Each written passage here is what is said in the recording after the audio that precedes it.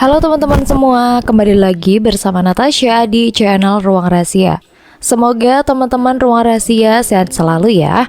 Nah, sekarang kita akan melanjutkan kisah yang masih bersambung sebelumnya dengan judul Hadiah untuk Suamiku dan Selingkuhannya. Kalau teman-teman Ruang Rahasia belum nonton episode sebelumnya, Natasha sudah mencantumkan linknya di deskripsi video ini. Yuk, simak ceritanya sampai selesai.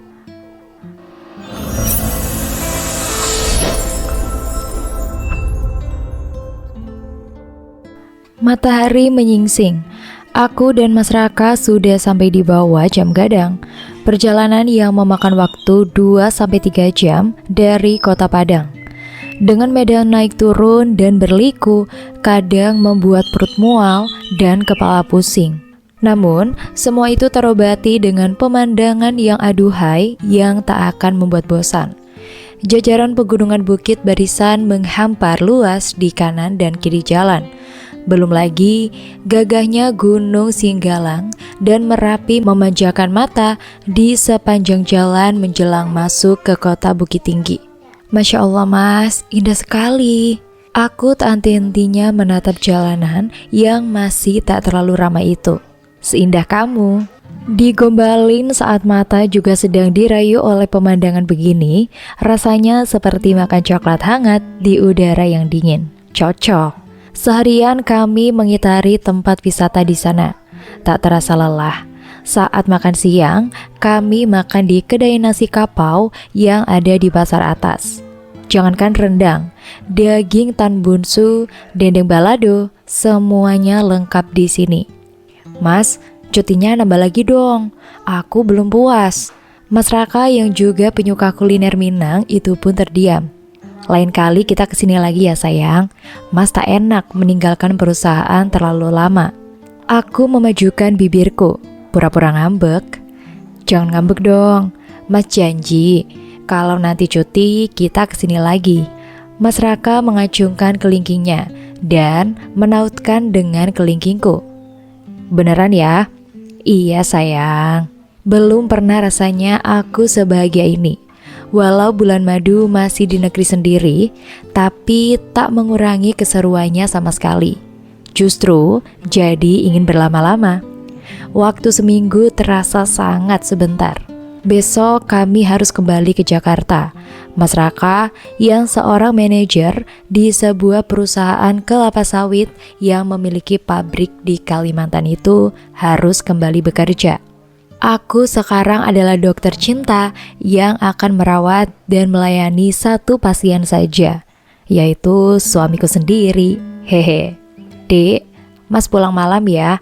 Banyak pekerjaan yang harus Mas selesaikan. Adik makan duluan ya, gak usah nunggu Mas. Mas bawa kunci sendiri kok. Telepon dari Mas Raka. Kami sudah pindah ke rumah sendiri, rumah yang dihadiahkan Mas Raka untuk pernikahan kami.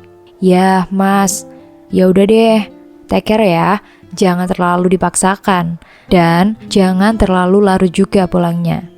Iya Tuan Putri, sahutnya. Masya Allah, bahagia ini dibucinin suami sendiri. Setelah beberapa saat, saluran telepon aku putuskan. Raka belum pulang nak. Ibu Mas Raka sepertinya juga resah menunggu anaknya. Biasanya jam 5 sore pun sudah pulang. Ini sudah menjelang maghrib, Mas Raka baru sempat ngabarin kalau lembur. Iya bu, Mas Raka banyak pekerjaan. Mungkin karena kemarin kebanyakan cuti. Hehe. Ibu mengulas senyum. Semoga ibu bisa segera mendapatkan cucu dari kalian. Dek, ya Allah, ini yang aku takutkan. Di pernikahanku terdahulu aku gak hamil. Aku takut mengecewakan ibu. Minta doanya aja ya bu. Insya Allah nak, ibu akan selalu mendoakan kebahagiaan buat kalian. Aku memegang tangan ibu mertuaku itu. Walau ibu sudah berumur, tapi wajahnya tetap terlihat masih muda. Ibu mau teh?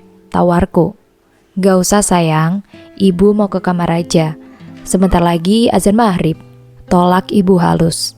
Aku mengangguk paham dan menggandeng tangan ibu berjalan ke kamar.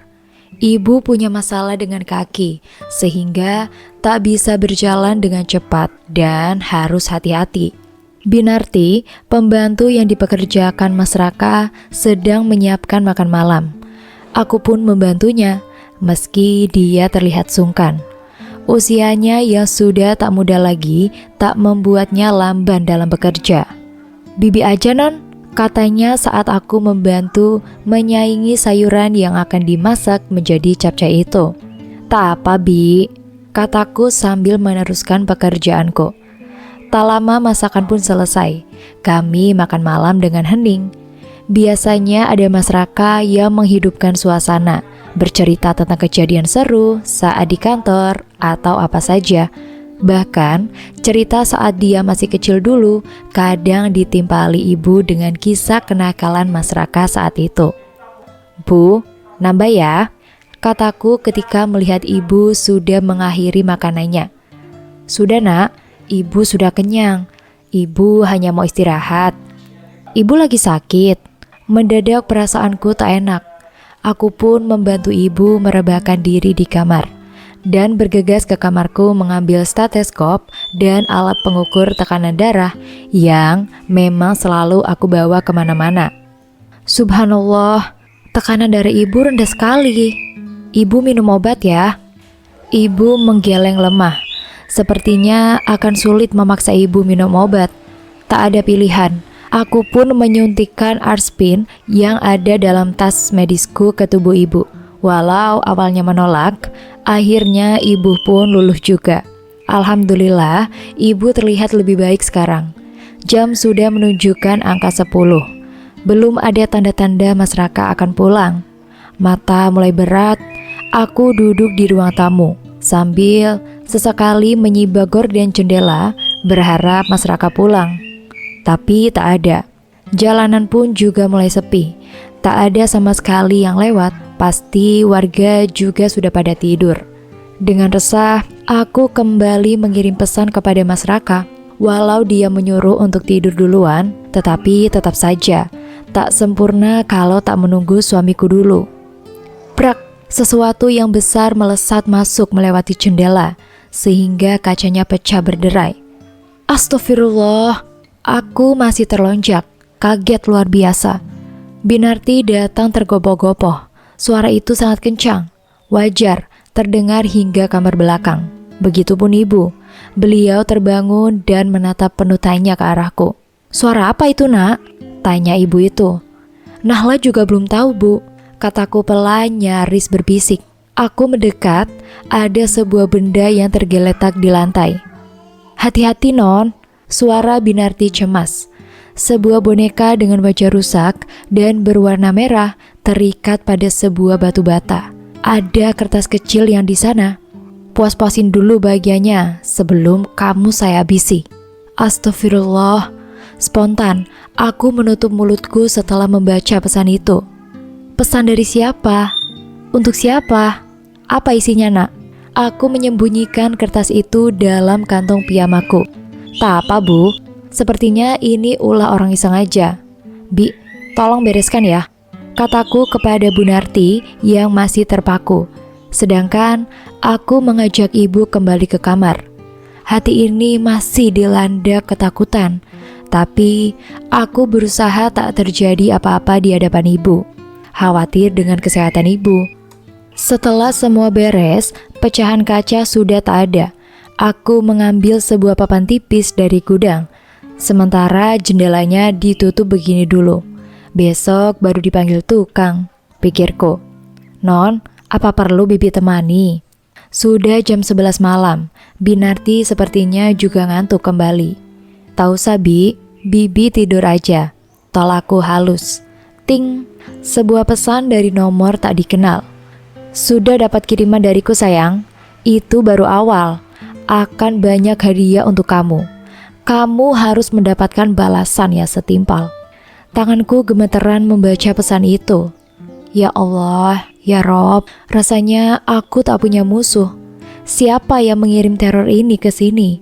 Aku tak berani membalas pesan itu. Biar nanti Mas Raka yang menyelidiki siapa pelakunya. Suara pintu diketuk. Mas Raka? Tapi dari tadi tak ada terdengar suara mobil Mas Raka masuk ke halaman. Ceklek, kunci pintu mulai dibuka. Ya Allah, perlahan aku melangkah ke ujung ruangan, di mana ada sapu yang bisa kupakai sebagai senjata.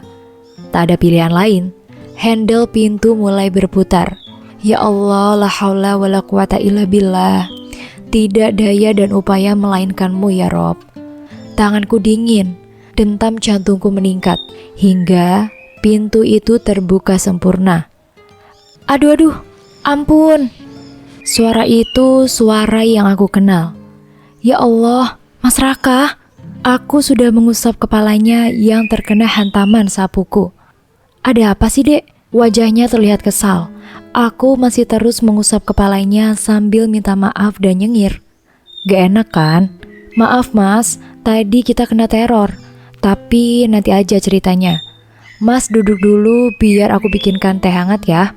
Dengan cepat, aku berlari ke arah dapur, membuat teh manis hangat biar suasananya juga menghangat. Wajah Mas Raka terlihat sangat lelah. Mobil Mas mogok, Dek. Tadi Mas terpaksa jalan kaki mencari ojek pangkalan. Nyari ojek online tak dapat-dapat, mana tempatnya sepi. Ya Allah Mas, alhamdulillah Mas gak kenapa-napa. Jujur aku takut sekali. Takut jika itu bagian dari teror manusia pengecut. Tapi entah siapa. Melihat keadaan Mas Raka, aku memutuskan untuk tidak menceritakan kejadian malam ini padanya. Pagi hari baru semua akan kuceritakan setelah dia sarapan. Subhanallah, kenapa kamu gak cerita dari malam sih, Dek? Sesalnya. Aku gak tega, Mas kayaknya capek banget, kataku lemah. Ibu tersenyum. Istrimu benarkah membiarkan suami istirahat dulu? Setelah semua stabil, baru cerita. Itu tandanya istrimu perhatian dan cinta sama suaminya. Kekeh ibu, aku pun tersipu. Hari ini Raka gak usah kerja aja ya Bu. Khawatir nanti penjahat itu datang lagi. Gak usah Mas kerja aja gak apa-apa. Siang ini aku udah manggil tukang buat benerin jendela sekaligus mau pasang taralis, biar aman. Tapi Mas khawatir Dek. Insya Allah gak apa-apa. Mas jangan malam-malam aja pulangnya. Aku meyakinkan suamiku. Bagaimanapun, pekerjaan itu adalah tugas yang harus dilaksanakan. Biar apa yang menjadi hak kita alias gajinya halal dimakan. Tukang sedang sibuk bekerja. Mekanik yang memasang CCTV juga sudah mulai melakukan tugasnya. Beberapa titik rumah ini aku pasang CCTV kecil agar tak ada yang curiga rumah ini dilengkapi kamera. Mas, tolong jangan bilang mama ya. Iya beres. Kamu hati-hati, teman-teman Mas akan memantau. Jika ada yang mencurigakan, kamu kabari Mas ya. Mas Radit bersemangat mengungkap siapa dalang dari kejadian semalam. Masih sore, Mas Raka sudah sampai di rumah.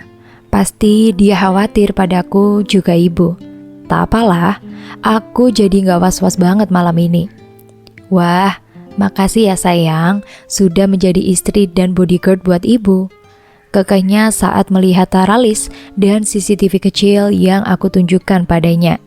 Bodyguard emang ada yang secantik ini, kataku jumawa. Ada? Ini buktinya. Mas Raka menjawil hidungku. Kami tertawa bersama. Ibu yang melihat dari ruang tengah pun ikut tertawa. Ibu bahagia melihat kalian. Jikapun ibu pergi sekarang, ibu pergi dengan tenang. Wajah kami mendadak sendu. Bu, jangan ngomong begitu.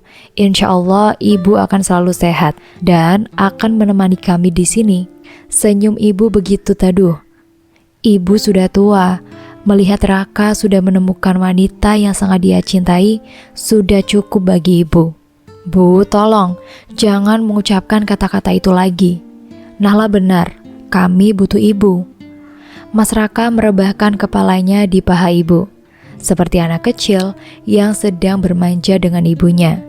Pemandangan yang menyejukkan mata. Mas, dengar suara di luar gak? Mas Raka yang sudah tertidur kembali terbangun. Kami menajamkan pendengaran. dan aku bergegas memeriksa CCTV dari ponselku. Ya Allah mas, pekiku. 2 orang laki-laki memakai penutup wajah berjalan menuju pintu rumah. Salah satunya membawa senjata tajam. Mas Raka beranjak hendak keluar. Aku memegang tangannya dan menggeleng cepat. Air mataku pun mengalir. Dek, insya Allah akan melindungi kita. Adek kunci kamar ini setelah mas keluar, oke? Aku masih menggeleng cepat. Wajahku sudah basah oleh air mata. Dek, kita harus melawan. Mas akan keluar menghadapi mereka. Aku makin sesenggukan. Mas Raka melepaskan genggaman tanganku pelan, lalu menciumnya. Jangan lupa kunci pintunya, pesan Mas Raka sebelum dia menghilang di balik pintu. Otakku mendadak buntu. Mas Radit. Iya, Mas Radit. Dengan cepat aku menelpon Mas Radit. Sekali dering, suaranya sudah terdengar dari seberang sana. Mas, ada penjahat datang membawa senjata tajam. Mas Raka mau menghadapi mereka, Mas. Tolong, Mas. Aku berusaha menekan suaraku agar tak terdengar dari luar. Oke, tenang dek. Mas segera ke sana. Telepon dia matikan. Kemungkinan Mas Radit bergegas ke sini. Brak, suara pintu yang dihantam oleh 2 laki-laki itu. Mas Raka terlihat masih bersiap di depan pintu dengan sebuah pisau di tangannya. Keringat sebesar jagung keluar dari pelipisku. Ya Allah, bantulah kami. Suara pintu dibuka terdengar dari kamar sebelah. Pasti ibu yang keluar. Ini bisa membahayakan Mas Raka, juga ibu. Aku membuka pintu dan bergegas melihat keluar. Ibu dan Mas Raka sedang berbisik-bisik. Aku memberi kode kepada Mas Raka, biar aku saja yang menjaga ibu. Dengan tergesa, kami masuk ke kamar ibu. Bu, Nahla mau ke kamar Binarti dulu ya. Takutnya Binarti keluar karena gak tahu, bisikku. Ibu mengangguk cepat. Wajah ibu pias. Dengan cepat, aku pun keluar menuju kamar Binarti. Ternyata, wanita separuh baya itu sudah bangun. Mungkin karena mendengar suara hantaman tadi. Setelah aku beritahu, Binarti pun bergegas lari ke kamar ibu. Bi, setelah masuk nanti, langsung kunci pintunya ya. Binarti mengangguk paham. Penjahat itu masih berusaha mencongkel pintu setelah usahanya membuka jendela terhalang oleh teralis besi yang telah terpasang. Suasana rumah yang gelap memudahkanku mengendap-endap hingga sampai ke depan pintu. Mas Raka menatapku dengan tatapan tajam dan memberi kode agar aku segera masuk ke kamar. Aku mengeleng dan tetap melanjutkan aksiku. Ceklek, pintu terbuka pelan. Aku yang bersembunyi di balik kursi dekat pintu sampai menahan nafas saking takutnya. Tongkat kayu yang sudah aku siapkan, aku genggam erat. Prak gedebung. Au, aduh. Dengan cepat aku keluar dari persembunyian dan aku memukulkan kayu ke badan dan kepala 2 orang yang terjembab karena lantai yang licin. Karena minyak yang aku tumpahkan di sana. Ampun, rasanya aku kenal suara itu. Tapi siapa? Mas Raka terkesima melihatku. Mas, bantuin. Astagfirullah, ujarnya. Setelah mendapatkan kembali kesadarannya, dia bergegas membantuku, melumpuhkan 2 orang yang memakai penutup wajah berwarna hitam itu. Nahla, kamu gak apa-apa? Mas Radit datang dengan beberapa orang temannya dan langsung membantuku. Alhamdulillah gak apa-apa mas. Hati-hati mas, itu banyak tumpahan minyak, kataku mengingatkan Mas Radit yang hendak masuk ke rumah memastikan keadaan. Berguna juga bakat isengmu, ledeknya. Aku tersenyum puas. Jangan main-main sama mama. Walau hanya tahu urusan dapur, tapi apa yang di dapur dapat dimanfaatkan jika ada terdesak oleh keadaan. Masya Allah dek, mas sampai gak bisa ngomong apa-apa melihat kamu tadi. Luar biasa. Mas Raka menghampiriku dengan terduduk dan tak jauh dari 2 orang misterius yang telah terikat tangannya itu. Biasalah mas, mama cuma bisa ngandelin apa yang ada di dapur, kakakku. Wah, ternyata kamu, teriak Mas Radit setelah membuka kain penutup wajah 2 orang yang kami ringkus tadi. Aku spontan melihat ke arah mereka. Ya ampun, Aku bangkit dari dudukku, melangkah mendekat ke arah laki-laki yang mungkin tadi dengan niat busuk ingin menyakitiku atau menyakiti salah satu dari kami di rumah ini. Plak, sebuah tamparan aku hadiahkan untuknya. Sabar dek, Mas Raka sudah berada di belakangku. Aku ingin tahu, aku punya salah apa sama kamu? Hah? Teriakku. Lelaki yang sedari tadi menunduk itu menaikkan kepalanya. Kini matanya menatapku tajam. Hai wanita sombong, kamu tahu salahmu apa? Kalau tidak tahu, sini aku kasih tahu. Kau penyebab Sisil pendarahan di penjara dan meninggal. Dan kau juga penyebab ibuku gila, menyebarkan videoku hingga kami menjadi bahan hinaan dan makian, pekiknya. Oh, adikmu meninggal? Ibumu gila? Aku penyebabnya, kataku tak percaya. Jujur, aku kaget dengan yang mantan suamiku itu sampaikan. Iya, dasar wanita mandul, pembawa sial. Seharusnya kamu mau rujuk denganku, biar ku buat kau gila. Hahaha. Dia tertawa frustasi. Plak, jaga omonganmu. Mas Raka menambahkan tamparan pada wajah laki-laki yang kedua tangannya itu terikat di belakang. Cuy, dasar wanita sialan. Pekik Irwan lagi. Mas Radit menghadiahkan sebuah bogem ke perut laki-laki itu dan menyuruh teman-temannya segera membawa Irwan ke kantor polisi. Sudah dek, kalian sudah aman. Sekarang istirahatlah. Besok pasti kalian akan dipanggil polisi untuk memberikan kesaksian. Tak usah dipikirkan ucapannya. Dia itu gila, kata Mas Radit sambil menepuk pundakku pelan. Raka, titip Nahla ya. Siap mas. Mas Radit kemudian pamit bersama teman-temannya. Aku masih syok. Hah? Wanita mandul? Bagaimana jika aku beneran mandul dan aku penyebab Sisil meninggal? Dan Bu Yeni, mantan mertuaku itu gila karena ulahku. Ya Allah, apa aku sejahat itu? Kalian tak apa-apa. Ibu muncul dengan wajah cemas. Alhamdulillah Bu, tak apa. Penjahatnya sudah dibawa ke kantor polisi. Sekarang kita istirahat ya. Alhamdulillah, ucap ibu dan Binarti serentak. Kami pun sama-sama beranjak masuk ke rumah. Dek, sarapan yuk, ajak Mas Raka. Hari ini dia memutuskan untuk tidak ke kantor. Aku hanya menggelengkan kepala, tak nafsu buat makan. Dek, ucapan Irwan itu semalam jangan dimasukkan ke hati ya. Ucapan dia hanyalah ucapan orang yang dikuasai dendam. Dia dendam karena adik sadar terlalu cepat dan meninggalkan dia. Aku masih terdiam, bersandar pada dinding ranjang. Mas, jika aku mandul, gimana? Apapun yang Allah tetapkan, kita hanya bisa bertawakal dan menjalankan takdir darinya. Aku mendesah, tak terbayang wajah kecewa Mas Raka dan ibu saat aku tak mampu memberikan mereka seorang bayi yang akan menjadi generasi penerus keluarga ini. Yuk, kita sekarang sarapan dulu. Nanti siang kan mau ke kantor polisi memberikan kesaksian. Dengan langkah gontai, aku terpaksa mengikuti langkah Mas Raka. Apa yang dimakan juga terasa hambar. Baru kali ini rasanya aku sedepresi ini. Rasa takut jika benar aku bukan seorang wanita yang sempurna untuk suamiku. Bolak-balik ke kantor polisi, memberikan kesaksian dan memperlihatkan rekaman CCTV kepada polisi membuat badan ini terasa lelah. Siang ini aku mampir ke rumah mama. Mas Raka sudah kembali ke kantor. Karena beberapa hari ini kembali sering izin gak masuk karena harus ke kantor polisi menemaniku. Sabar ya sayang, memang ujian hidup itu tak hanya 1 dan 2 saja. Anak mama harus kuat. Nahla kepikiran Bu Yeni ma, beliau jadi gila meninggalnya Sisil, juga tersebarnya video Mas Irwan.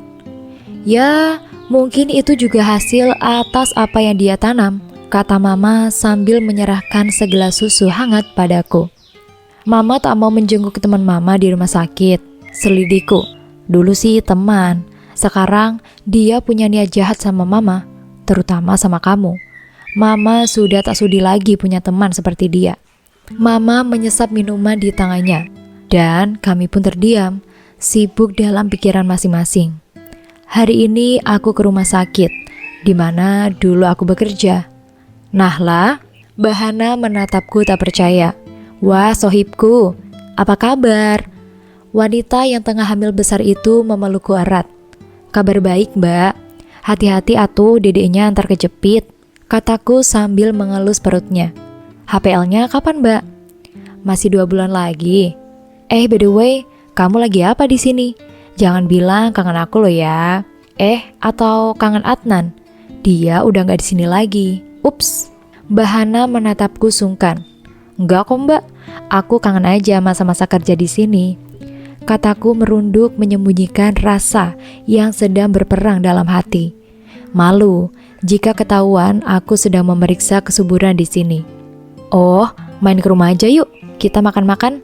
Ajaknya bersemangat. Insya Allah lain kali ya, Mbak.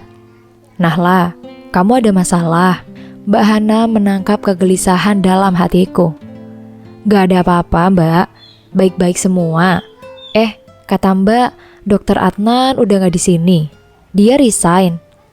Iya, sejak kamu nikah, dia sering ngelamun dan akhirnya memutuskan resign dari sini. Kabarnya melanjutkan S2-nya di Jerman. Ada rasa bersalah yang menyusup ke dalam hatiku. Tapi bukankah aku juga berhak memutuskan sesuatu untuk masa depanku sendiri? Jangan dipikirkan masalah laki-laki lain. Udah punya suami sekarang, kan? Wanita hamil itu mencolek lenganku yang masih terpaku diam. Mbak, enggak lah ya. Aku cuma merasa gak enak aja sama dia. Rasa trauma punya mertua yang tak suka padaku membuatku memutuskan untuk tidak menerimanya. Mbak Hana mengangguk pelan. Ya sudah, gak usah dipikirkan. Toh semuanya sudah ada jalannya masing-masing. Aku pun mengiyakan. Setuju. Hari ini sidang perdana kasus Mas Irwan. Aku datang memberikan kesaksian.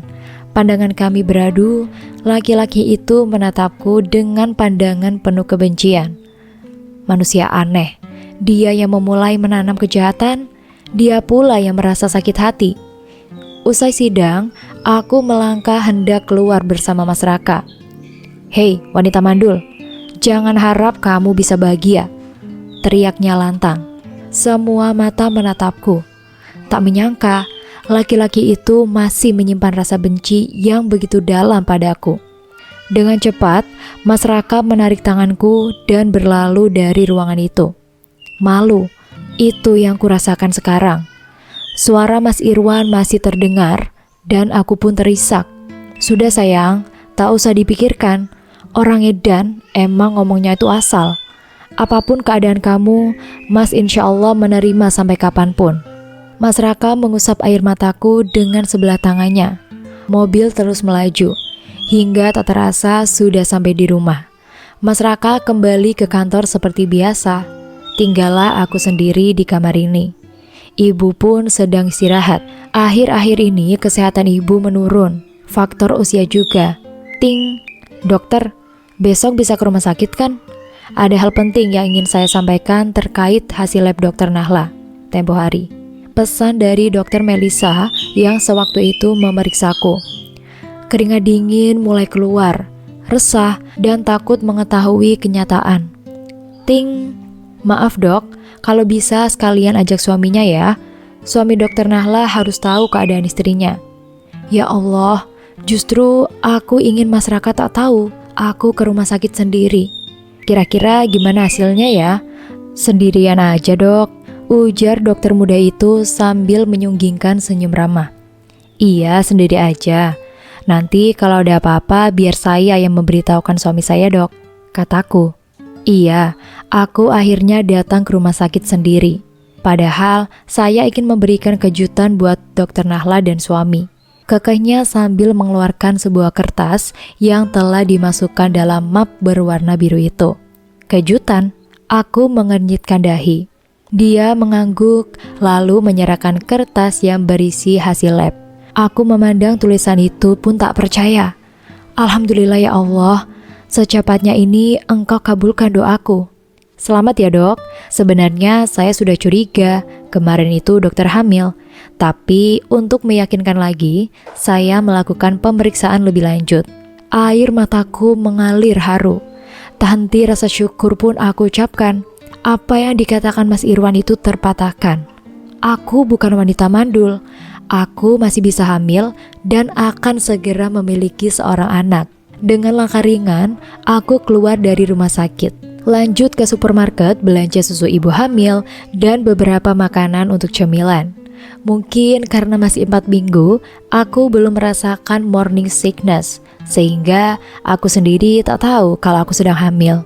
Jadi masih bisa menyiapkan makanan spesial untuk Mas Raka.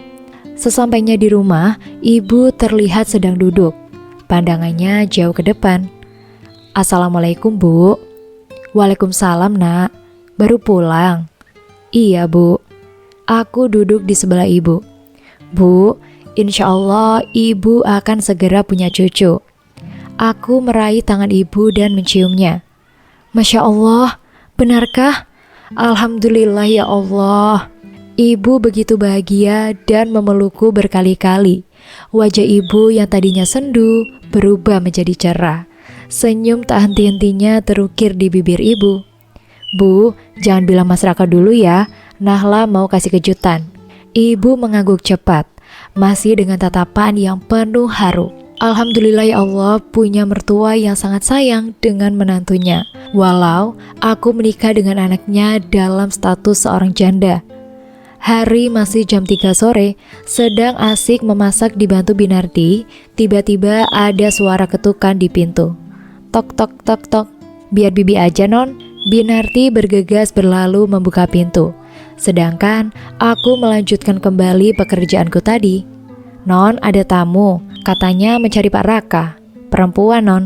Aku mengernyitkan kening. Siapa perempuan mencari Mas Raka? Bi, ini tinggal disajikan saja ya. Gak usah dikasih apa-apa lagi. Garam dan penyedap sudah saya masukkan tadi. Pesanku sebelum aku melangkah keluar, melepaskan celemek yang masih menempel di badan. Dari ruang tamu terdengar obrolan seorang wanita dengan ibu. Nahla, ini istrinya Raka. Kenalin Sin, kata ibu setelah melihatku datang. Pandangan tak bersahabat dia pamerkan padaku. Loh, emang ada apa? Cindy, saya calon istri Mas Raka dulu. Cuma gak jadi, karena Mas Raka lebih memilih janda kayak kamu. Katanya berbisik ke telingaku. Oh, ternyata antara dia dan Mas Raka ada sesuatu ya. Saya Nahla, wanita yang begitu beruntung bisa menjadi istri dari Raka Pramana dan memiliki seorang ibu mertua yang sangat baik dan menyayangi saya, yang sebentar lagi akan mendapatkan seorang cucu, kataku santai sambil mengelus perut rataku. Perempuan itu melepas tanganku kasar, lalu kembali duduk di dekat ibu. Alhamdulillah Nahla hamil, ibu sangat senang sekali. Di hari tua ibu ini, apalagi yang ibu harapkan selain melihat kebahagiaan menantu ibu? Ibu mengulas senyum manis. Ibu menatapku hangat, sementara wanita di sebelah sana mendengkus kesal. Sepertinya benar kata mama, ujian rumah tangga itu beragam jenis dan rupanya. Mungkin ini jenis ujian yang termasuk ke dalamnya. Tak lama, Assalamualaikum. Waalaikumsalam. Jawab kami serempak. Mas Raka, udah pulang? Apa kabar? Wanita bernama Cindy itu langsung menghampiri Mas Raka dan membuat jarak di antara mereka terlihat begitu dekat. Cindy, kamu ngapain kesini? Mas Raka menjawab gugup sambil menatapku segan.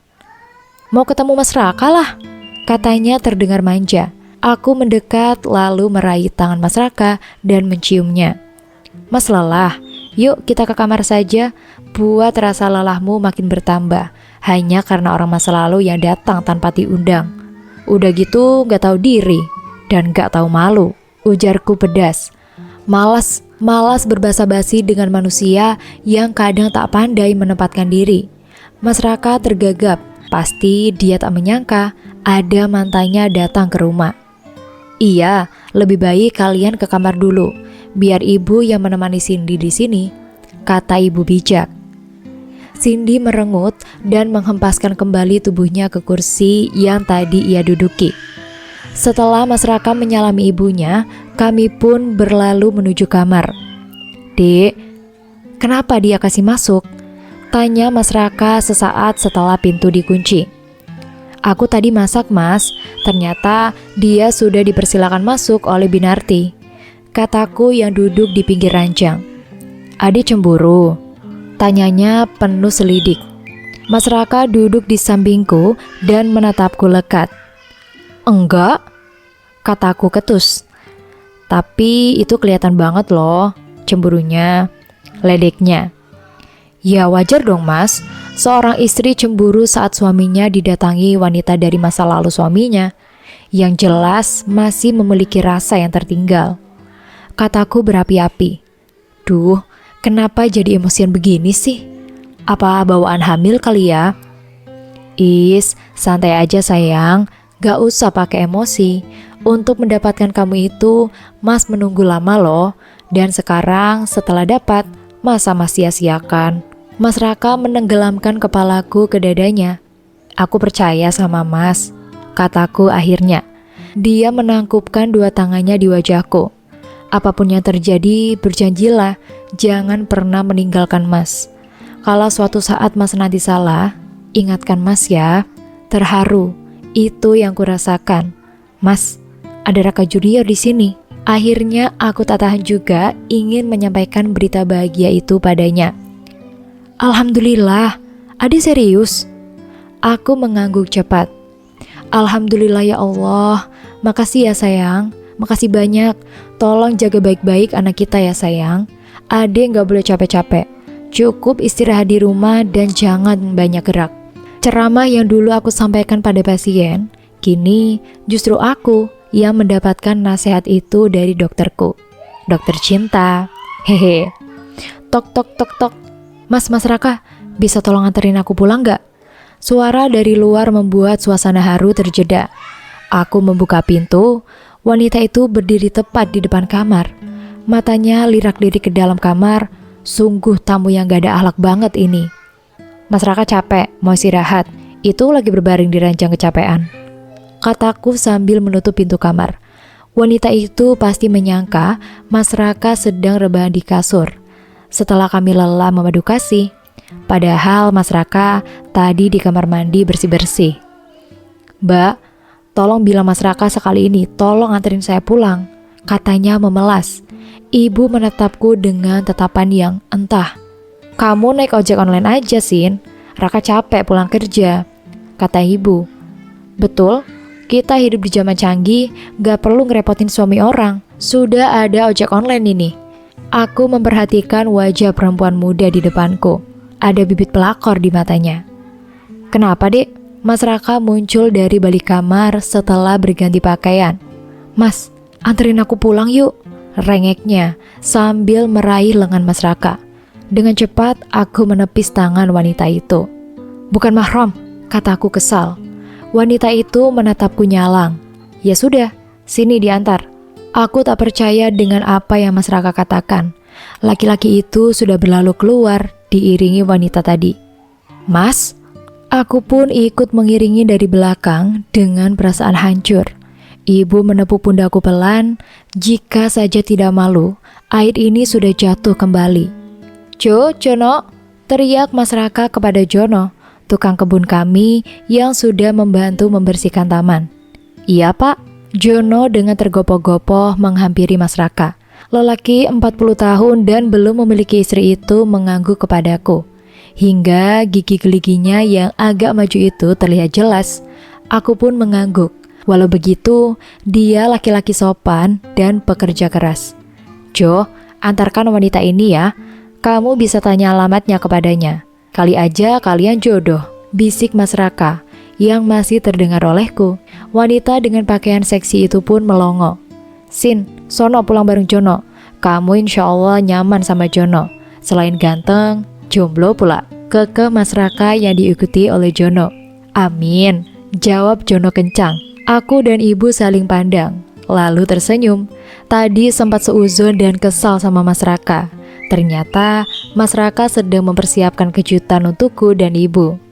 Cindy menatap Mas Raka tajam.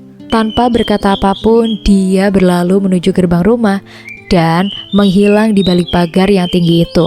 Mas Raka terkekeh. Enak aja masuk rumah orang.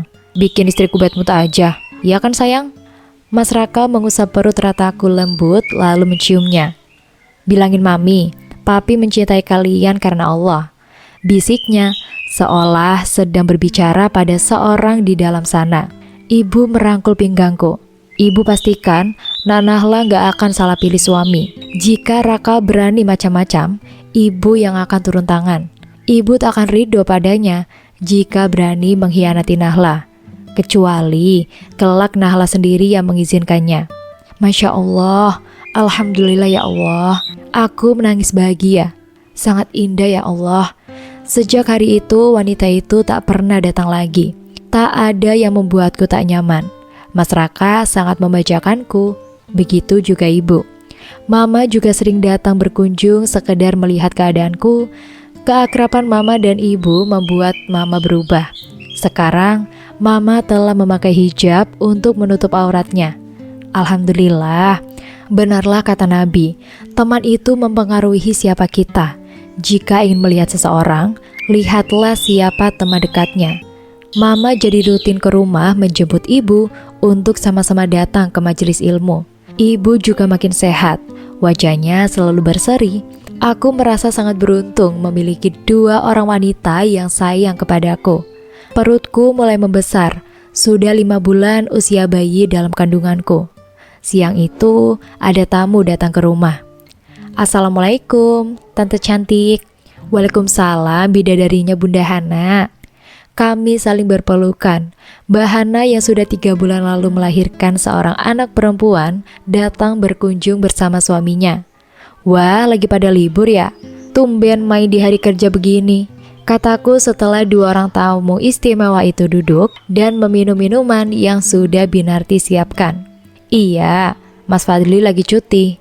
Kalau aku sendiri emang mau libur selamanya, tapi tetap dinas di rumah menjadi dokter buat anak dan suamiku sendiri, kata Mbak Hana sambil memamerkan senyum manisnya.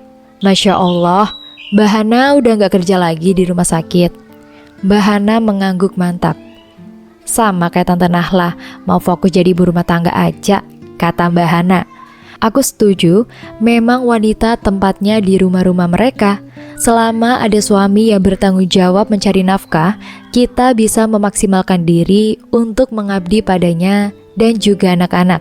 Tentu beda hal jika tak ada suami. Meski begitu, kita tetap berusaha juga mencari uang tanpa meninggalkan anak dan tanggung jawab kita sebagai istri. Pekerjaan yang bisa dikerjakan di rumah saja. Hari yang ditunggu-tunggu pun tiba. Ya Allah, Dek, sabar-sabar. Sedikit lagi sampai di rumah sakit. Sabar sebentar ya sayang. Mas Raka panik. Aku sudah mengalami kontraksi yang 10 menit sekali. Dengan melakukan olah pernafasan yang pernah aku ajarkan kepada pasienku dulu. Akhirnya, kami bisa sampai di rumah sakit dengan selamat. Aku langsung ditiduri di brankas dan didorong ke ruang bersalin. Mas Raka terus memegangi tanganku. Keringat bercucuran saat proses partus itu dimulai. Yang kuat sayang, semangat, ada Mas di sini. Tanganku digenggam erat oleh Mas Raka, seakan mendapat semangat baru. Dalam sekali tarikan nafas, suara bayi mungil terdengar lantang berteriak. Alhamdulillah, Alhamdulillah. Makasih sayang, makasih. Mas Raka menciumiku tanpa henti. Laki-laki itu terlihat sangat bahagia. Seorang bayi laki-laki sedang dibersihkan oleh perawat. Lalu tak lama diberikan kepadaku. Bayinya laki-laki ya Bu? Alhamdulillah sehat, sempurna, ucap suster itu ramah. Gibran Al-Fatih, artinya anak laki-laki pertama yang paling pandai, anak ayah dan bunda. Mas Raka mencium bayi kami berkali-kali. Aku tersenyum, Gibran nama yang indah. Bayi mungil yang diberikan Allah saat kepasrahan dan diri berada dalam hinaan mantan suami. Allah perlihatkan bahwa doa orang terzolimi itu tak ada penghalang atau hijab dengan Allah. Aku sudah dipindahkan ke ruang perawatan. Mama dan Papa serta Mas Radit datang. Mereka begitu bahagia karena telah mendapat satu generasi penerus. Wah, mirip banget sama bundanya. Mama mencium pipi gembil Gibran berkali-kali. Mirip Mas Radit lah mah. Radit kan omnya. Salah Mas Radit. Bukan om, tapi Pak D. Papa terkekeh melihat wajah Mas Radit yang tak terima dipanggil Pak D. Jangan Pak D ah, om aja biar tetap imut-imut. Dia menaik turunkan alisnya. Makanya, buruan, nikah juga dong. Biar gak jadi amit-amit, ledekku kejam. Untung sayang, kalau enggak mas cewer kamu dek. Kami semua tertawa melihat Mas Radit. Lelaki itu pernah patah hati saat kekasihnya menikah dengan laki-laki lain. Sehingga sampai sekarang masih trauma untuk berhubungan dengan wanita. Mungkin dia tipe laki-laki setia. Entahlah. Sekarang Gibran sudah 3 tahun. Kehidupan kami alhamdulillah bahagia meski ada sedikit rona merah yang menghiasi. Pertengkaran kecil ibarat garam dalam sebuah masakan. Mas Irwan, aku sudah tak tahu kabarnya setelah diputuskan hakim hukuman kurungan selama 2 tahun. Sejak itu tak pernah lagi kujumpai dia. Semoga apa yang terjadi dia dapat diambil hikmah. Apa yang kita tanam itulah yang kita tuai. Yulia pun hilang. Bukan hilang tepatnya. Aku tak mau berurusan lagi dengan mereka. Biarlah mereka menjadi masa lalu yang tak perlu diingat. Walaupun begitu, kehadiran mereka telah memberikan pelajaran yang sangat berarti bagiku. Tak ada kecurangan yang akan membawa kebahagiaan. Dan tak ada kebahagiaan yang didapat dari mengambil punya orang lain. Oh iya, Adnan sudah menikah juga dengan gadis Jerman. Pernah sekali berjumpa denganku, tak ada yang berubah. Kami pun tetap teman. Adnan telah membuktikan bahwa patah hati itu bukan akhir dari kehidupan. Bahwa akan ada kehidupan lain yang harus tetap diperjuangkan. Dan sekarang, dia sudah bahagia dengan wanita berhijab itu. Wanita Jerman yang akhirnya menemukan pelabuhan cinta dan imamnya itu lewat perantara Adnan. Bahana juga sudah bahagia, anaknya nambah terus. Katanya selama dia sanggup, dia akan selalu menerima titipan Allah padanya. Masya Allah, hajar terus mbak. Alhamdulillah, kisah Dokter Nahla selesai sampai di sini. Terima kasih teman-teman Ruang Rahasia. Mohon maaf jika Natasha ada salah kata. Semoga teman-teman semua bisa terhibur dengan cerita yang Natasha bawakan ya. Sampai ketemu lagi di cerita berikutnya. Bye-bye. Assalamualaikum.